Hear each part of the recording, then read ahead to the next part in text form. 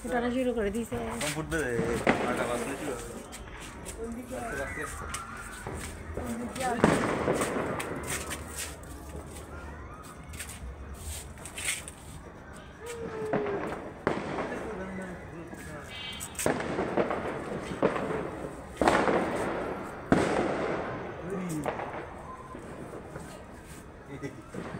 Itu sementara lo na ভালো তো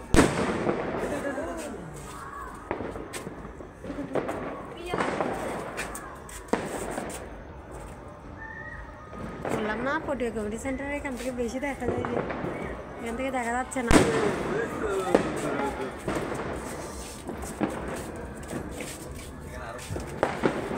ফুটাচ্ছে তো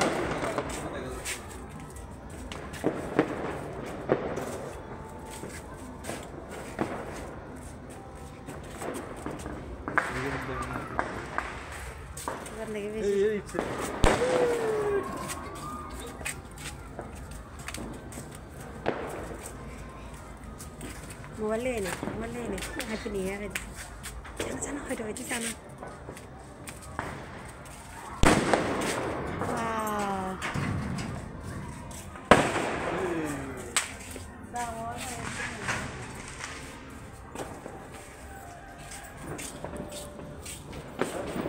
ছাদের উপর থেকে সুন্দর দেখা যেত একদম। ছাদে তালা মারা যে কি মারা যে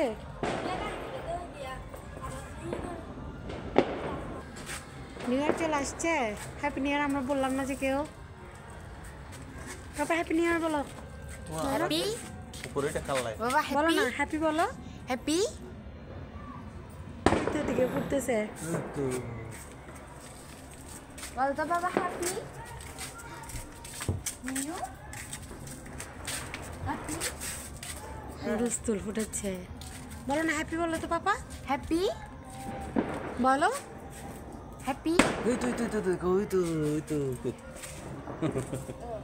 দেখছো কোথায় কোথায় এদিকে ভালো হচ্ছে পাপা হ্যাপি বলো না হ্যাপি হ্যাপি বলো বলো না। বেরার তুমি তখন বলেছো না আবার বলো। লাইট টাইট লাগাইছো বলো বলবে না দুষ্টু কোথাকার। বলো তো হ্যাপি বলো তো বাবা পরান তুই বল ডন বলবে না। হ্যাপি নিউ ইয়ার হ্যাঁ বলে ফেলছে তুমি বলো না হ্যাপি কতগুলো ঘুরতেছে হ্যাপি হ্যাপি বলবে না ওর মুড নাই পৌঁছা একটা। হ্যাপি নিউ ইয়ার আমার সকল বন্ধুদেরকে জানাই নতুন বছরের অনেক অনেক শুভেচ্ছা। যদিও বা ভিডিওটি আমার দিতে 2রা জানুয়ারি হয়ে গেছে আর কি, কারণ শরীরটা অনেক বেশি খারাপ, ভিডিওটা এডিট করতে পারিনি তাই আপলোডও করতে পারিনি। নতুন বছরে আমার সকল বন্ধুদের প্রতিটা দিন অনেক ভালো কাটুক, খুবই ভালো কাটুক, আনন্দে কাটুক সে কামনাই করি। তো আমি এখানে কিন্তু আজকে আমার শ্রেয়াসের জন্য নতুন বছর উপলক্ষে আর কি ওর জন্য একটু চিকেন রান্না করব ভাবছি। ছেলেটা না কিছুই খেতে চায় না, ওকে কোনো কিছুই খাওয়াতে পারি না, আর তো সেই জন্য ভাবছি ওর জন্য একটু চিকেন বানাই আজকে যেহেতু নতুন বছর। তো এখানে আমার একটা পুরো চিকেন আনা হয়েছিল, তার মধ্যে অর্ধেকটা আমি এর আগে রান্না করে খেয়ে নিয়েছি, আর বাকি যা কিছু আছে সব কিছুই রান্না করে নিচ্ছি। তো এখানে গিলে মেটে তারপরে হচ্ছে যে সব কিছুই ছিল মোটামুটি। একটা অংশ অর্ধেকটা অংশ আমি আগে রান্না করে ফেলেছিলাম, বাকি অর্ধেকটা অংশ আমি এখানে পুরোটাই কেটে নিয়েছি। মোটামুটি বেশি ছোটো না বড় সাইজও না, মোটামুটি সাইজের করে কেটে নিয়েছি। এখন এখানে আমি অল্প একটু লবণ, অল্প একটু হলুদ আর একটু দিয়ে দিলাম সরিষার তেল, হালকা একটু দিলেও চলবে সরিষার তেল, কিন্তু দিলে ভালো লাগবে আর কি। তো আমি এটা ম্যারিনেট করে কিছুক্ষণ রেখে দেবো। তো তারপরে আমি এখানে চিকেনটা কিছুক্ষণ ম্যারিনেট করে নিয়েছি, এরপরে আমি এখানে চলে এসেছি রান্নার জন্য। তো প্রথমে কড়াইয়ে তেল দিয়ে দিলাম, তেল গরম হয়ে গেছে। তো আমি এখানে ফোড়নে কিন্তু শুধুমাত্র তেজপাতা দিয়েছি আর কিছু দিইনি। তো তারপরে দিয়ে দিচ্ছি পেঁয়াজ কুচি। তো পেঁয়াজ কুচি দিয়ে একটু পেঁয়াজ কুচিটা ভালো করে একটু ভাজা ভাজা করে নেব, কারণ আমি এখানে কিন্তু পেঁয়াজটা দুইভাবে ব্যবহার করছি। তো সেই জন্য প্রথমে যে পেঁয়াজটা আমি তেলে দিয়েছি সেই পেঁয়াজটা আমি ভালো করে ভাজা ভাজা করে নিব। তো পেঁয়াজটা ভাজা ভাজা হয়ে গেছে। তো এখন যে চিকেনটা আমি ম্যারিনেট করে রেখেছিলাম, চিকেনটা কিন্তু একটু ম্যারিনেট করে রাখলেই কিন্তু ভালো লাগবে, তো খেতে ভালো লাগবে, আর ভেতরে লবণটা ভালো করে যাবে, কারণ আমার না ব্রয়লার মুরগি যদি ম্যারিনেশন ছাড়া রান্না করা হয় আমার মনে হয় যে চিকেনটা খেতে খুব একটা ভালো লাগে না আর কি। তো সেজন্য আমি সবসময় ব্রয়লার মুরগি রান্না করলে কিন্তু আগে ম্যারিনেশন করে রান্না করি, সেটা ম্যারিনেশনটা হয়তো ভিন্নভাবে করি কিন্তু ম্যারিনেশন করে রান্না করার চেষ্টা করি। তো আমি এখানে এখন চিকেনটা ভাজা হয়ে গেছে, এরপর আমি আস্তে আস্তে জিরা বাটা, আদা বাটা, আর রসুন বাটা আর অল্প একটু কাঁচা লঙ্কা বাটা, তো বাটা মশলাগুলো দিয়ে দিলাম। বাটা মশলাগুলো দিয়ে আমি চিকেনটাকে ভালো করে একটু ভাজা ভাজা করে নিব, মানে কষিয়ে নেব, বাটা মশলাটা কষিয়ে নেব। বাটা মশলাটা কষানো হয়ে গেলে আমি এখানে গুঁড়ো মশলাগুলো অ্যাড করে দিব। আজকে কিন্তু আমাকে ভিডিও করে দিচ্ছে আমাদের পরাণ, তো যার ফলে একটু মানে ক্যামেরাটা এদিক ওদিক নড়াচড়া করছে, তো সবাই একটু কষ্ট করে দেখে নেবেন আর কি, কারণ ছোট মানুষ অতটা ভালো করতে পারে না, তারপরেও যে করে দিয়েছে আমাকে সেটাই অনেক। কারণ আসলে না নিজে নিজে ক্যামেরা করে নিজে নিজে রান্না করতে গেলে অনেক বেশি দেরি হয়ে যায়, কারণ ক্যামেরাটা সেট করা এই করা সে করা করতে করতে অনেক লেট হয়ে যায়। তো আমি কিন্তু রান্না করছি তখন কিন্তু অলরেডি অনেক দেরি হয়ে গেছিলো, তো শ্রেয়াসকে খাওয়াতে হবে, তো সেজন্য একটু তাড়াহুড়াই ছিলাম। তো ওকেই বলেছিলাম একটু ক্যামেরা করে দেওয়ার জন্য। আপনাদের সাথে গল্প করতে করতে এদিকে কিন্তু আমার গুঁড়ো মশলাগুলো দেওয়া হয়ে গেছিলো। তো আর গুঁড়ো মশলার মধ্যে দিয়েছিলাম অল্প একটু শুকনো লঙ্কার গুঁড়া, আর দিয়েছি হলুদের গুঁড়া, আর অল্প একটু ধনিয়ার গুঁড়া দিয়েছি আর কি। আজকে কিন্তু আমি শুকনো লঙ্কার গুঁড়াটা একটু কম ব্যবহার করেছি, যেহেতু শ্রেয়াসের জন্য রান্না করছি। আর হচ্ছে শ্রেয়াস না একদম ঝাল ছাড়াও খেতে চায় না, আবার বেশি ঝাল হলেও খেতে পারে না, তো তার জন্য একটু ঝাল দিয়েছি মোটামুটি, কিন্তু বেশি অতিরিক্ত ঝাল দিইনি, কিন্তু অন্য সময় কিন্তু আমি আরও একটু ঝাল দিই আর কি।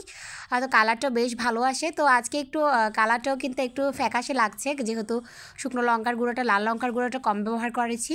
তো আমি এখানে এখন অল্প একটু টমেটো কুচি আর দিয়ে দিলাম, যে পেঁয়াজটা বলেছিলাম আমি প্রথমেই দুইভাবে দেবো পেঁয়াজ, তো পেঁয়াজটা একটু কিউব করে কেটে আমি পাপড়িগুলো আলাদা করে দিয়ে দিয়েছি। এভাবে দিলে কিন্তু বেশ ভালো লাগে খেতে। তো দিয়ে আমি এখন আবার একটু কষিয়ে নিচ্ছি। তো আমার কিন্তু চিকেনটা মোটামুটি কষানো হয়ে গেছে, আর চিকেনে কিন্তু খুব বেশি কিছু দেওয়ার নেই, মোটামুটি রান্নাটাও একদম কমপ্লিট হয়ে গেছে। তা আমার না আর এই হাঁড়িটাতে রান্না করে খুব একটা মানে সুবিধা করতে পারছি না, মনে হচ্ছে এই হাঁড়িটাতে যেন রান্নাগুলো দেখতে খুব একটা ভালো লাগছে না। তো যাই হোক, এটা এখানে আছে, তো এটাতেই রান্না করতে হচ্ছে।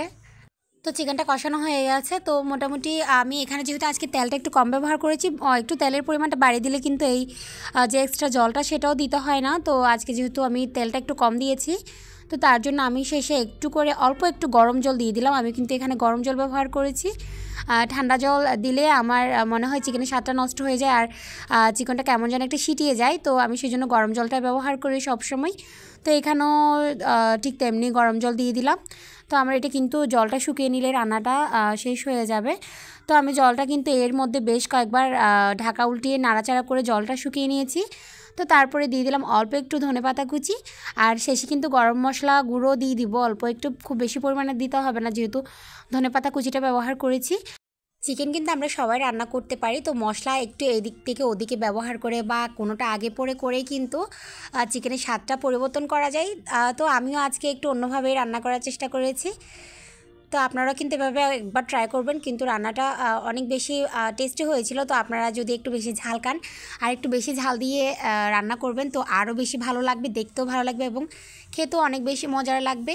তো আমি কিন্তু এখানে আর বিশেষ কিছুই ব্যবহার করব না, উপর থেকে একটু গরম মশলা গুঁড়ো ছড়িয়ে দিচ্ছি। তো আমার রান্না কিন্তু একদম কমপ্লিট, আর আমার শ্রেয়াস কিন্তু যে এটা খেয়েছে সেটাও আপনাদেরকে কিন্তু দেখাবো একদম শেষে।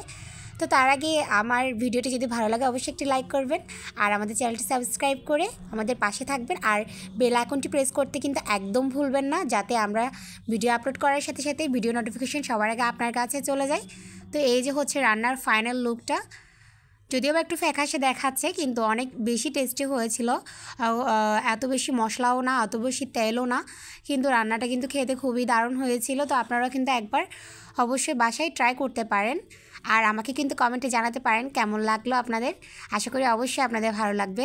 আর এই যে আমি এখানে কিন্তু চিকেনটা সার্ভ করে নিয়েছি, আর আমার শ্রেয়াসের জন্য অল্প একটু ভাত নিয়ে নিয়েছি, আর এখানে আজকে আমার শ্রেয়াসকে লেগ পিসটা দিচ্ছি আর কি। তো ও সবসময় কিন্তু ব্রেস্ট পিসই খাই, তো আজকে ওকে লেগ পিসটা দিচ্ছি, দেখি খাই কি না। তা আপনাদেরকেও দেখাচ্ছি, যেহেতু আমার শ্রেয়াসের উদ্দেশ্য করে রান্না করেছি বলেছি আপনাদেরকে, তো আমার শ্রেয়াস খাচ্ছে কি না সেটাও আপনাদেরকে অবশ্যই দেখাতে হবে। আর আমার ছেলের এত একটা বাজে অভ্যাস, সে না মোবাইল ছাড়া খায় না, তো আমার শ্রেয়াস তো খেলো, আপনারা দেখতে পেলেন। তো আপনারা অবশ্যই ট্রাই করবেন। সবাই ভালো থাকবেন, সুস্থ থাকবেন, দেখা হবে অন্য কোনো ভিডিওতে। টাটা।